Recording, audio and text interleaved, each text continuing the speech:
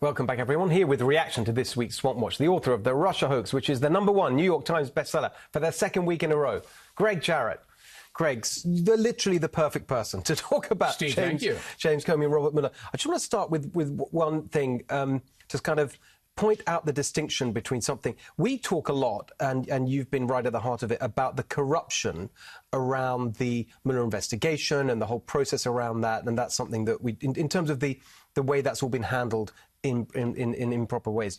This is a different sort of corruption, right? In terms of the way they exploited their government jobs before the Mueller investigation even got going, right. In the sense that they're just the swamp creatures just like everyone else. What do you make of that? Well, you're absolutely right. They were leveraging their friendship to make more than $1 billion for Comey's employer. And of course, Comey is enriching his bank account all at the same time. But it's typical of these two, have been thick as thieves for years and decades in Washington, D.C., cashing in on their friendship in ways that are both financial and, of course, in terms of gaining high positions of public office.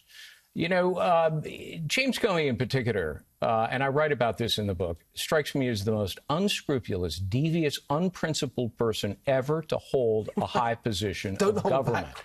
And, you know, I open my book by talking about his vainglorious book that he wrote. That's such a great word. Which is just nauseous. He sermonizes about lies and lying people when, in fact, he's the guy who has perpetrated the biggest hoax in modern American history.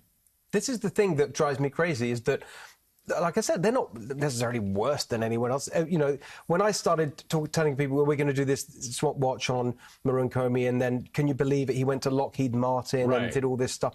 And so, yeah, well, that's how it works. OK, but they're sort of elevated above everyone else, like there's these sort of saints, but they're no different. They're just the same swamp creatures as everyone else. They not only cashed in financially, but how is that? How have they ended up with that reputation? Comey in particular has always pretended that he's this upstanding Boy Scout when in fact he's anything but that. He's the antithesis of that. The word honorable is not in his vocabulary unless he's trying to sell a book or burnish his image. The fact is that, you know, Comey stole government documents, as I explained in the book. He then leaked them to the media to trigger a special counsel who just happens to be his longtime friend, partner, and ally to investigate the guy who fired Comey. And Mueller, in particular, has 3 different disqualifying conflicts of interest. He has ignored them with impunity. And then he doubled down and assembled a team of partisans. Mueller has sabotaged the integrity and the credibility of his own investigation. And Americans know it. Just look at the recent polls. His negative numbers continue to grow. Most Americans believe that this is the partisan witch hunt that the president calls it.